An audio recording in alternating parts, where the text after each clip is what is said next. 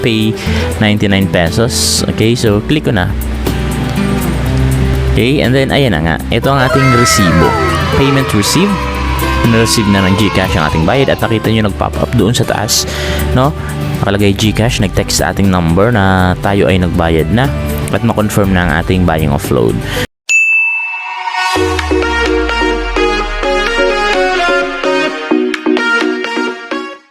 Alright, so welcome back sa Learning Buddy. This is Sir Marvin at sa episode na ito, ang ituturo sa inyo ay kung paano tayo maglo-load or paano bumili ng load sa GCash.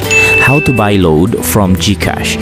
Pupunta tayo ngayon sa ating GCash account. Pindutin.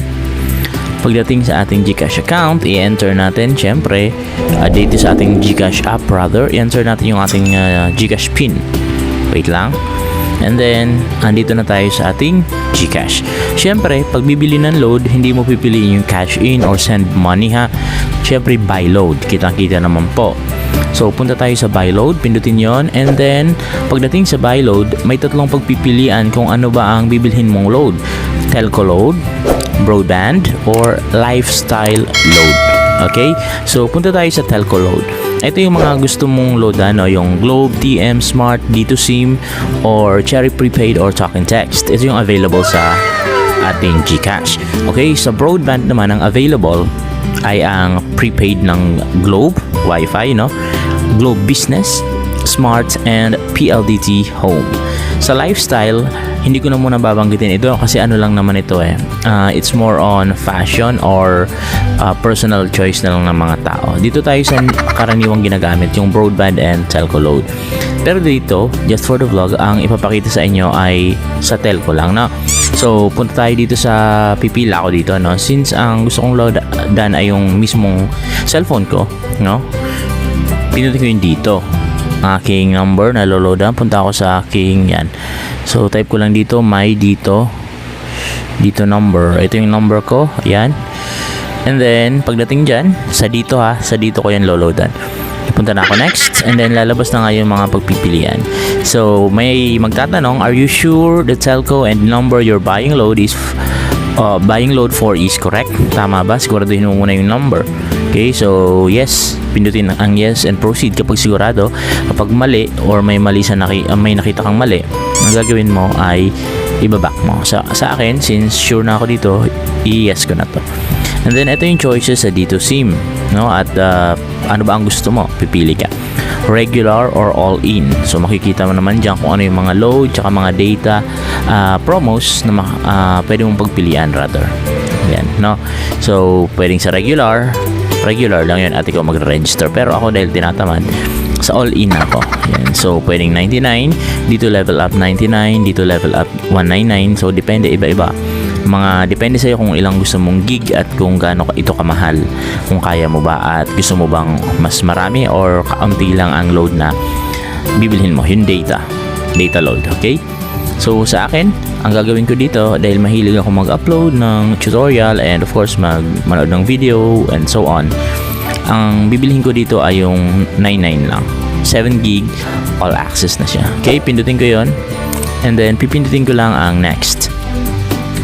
And then, right after this, magpapadala ng confirmation ang GCash na nabili mo na ang load, no?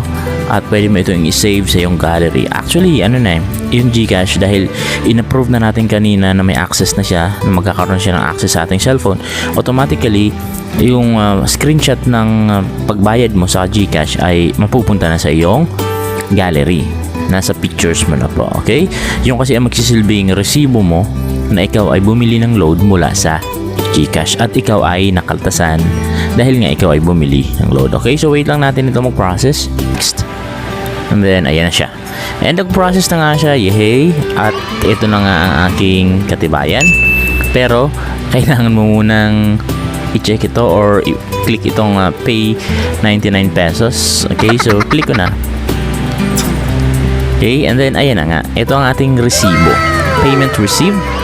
Na-receive na ng GCash ang ating bayad at nakita nyo nag-pop up doon sa taas, no? Nakalagay GCash, nag-text sa ating number na tayo ay nagbayad na at ma-confirm na ang ating buying offload. So itong nakita nyo sa screen ngayon, ito ang patunay na tayo ay bumili So, ito ay automatically nasa gallery. And pindutin mo lang ang done kapag gusto mo nang umalis. Pero, kung gusto mong i-download, pwede mong i-download ito. Ayan. And then, ayun nga, nakita nyo naman, nakalagay dito, you have successfully subscribed kasi naload na yung dito SIM ko. And then, nakalagay naman dito, receipt save, na save mo na ang resibo. Go to your gallery app to view the image. Okay, and then, pindutin ang done. Yan, nakalagay dyan, thank you for using GCash. And then, nabawasan na nga. Nakita nyo, nabawasan na ang ating laman. Ganyan lang po, no? And then, pakita ko lang sa inyo, punta tayo sa gallery. Tingnan natin dito kung andito na ang ating, ayun. So, nandito na ang ating, yan, yehey. Ito ang ating resibo na tayo ay nagload. Nandiyan na mismo yan. Yan ang patunay, no? And then, punta ako sa message ko. And then, pindutin ko yun dito. Ito naman yung aking niloadan dito SIM. Nandito sa cellphone ko mismo na gamit ko ngayon. And then, ayun nakalagay nga, you have successfully subscribed to D2 Level Up 99. So, meron akong 7 gig and yung mga sinabi ko kanina. Okay? So, sana ay may natutunan at sana ay paki-like naman at paki-share. Of course, hit ang notification bell, mag-comment at of course, mag-subscribe. Thank you. Sana may natutunan.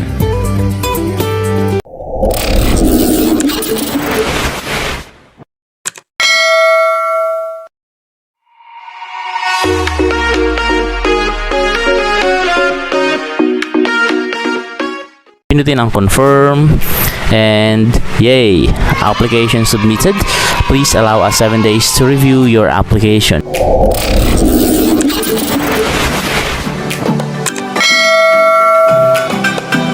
Welcome or welcome back sa Learning Buddy. Kung hindi ka pa nga nakasubscribe, please pindutin na ang pulang button sa ibaba.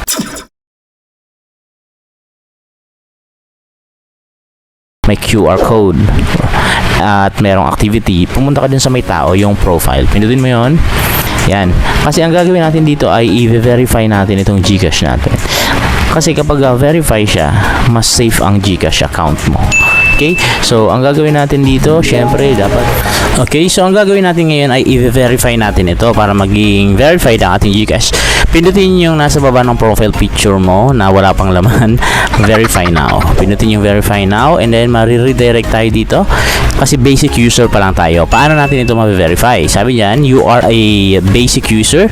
Get verified now para ma-secure ang account at mag-gain yung access ng lahat ng services types ng GCash. So dito, magte-take ng ID photo, nakita nyo naman sa screen, mag-scan ng face, mag-fill ng information, okay? Yun ang mga steps na gagawin and ang gagawin ay pipindutin lang natin yung get verified. And then, dito nga, ang gagawin ay mag-upload lang tayo ng IDs, okay? So, may mga recommended IDs dito na gagamitin. Nandiyan ang UMID, driver's license, PhilHealth card,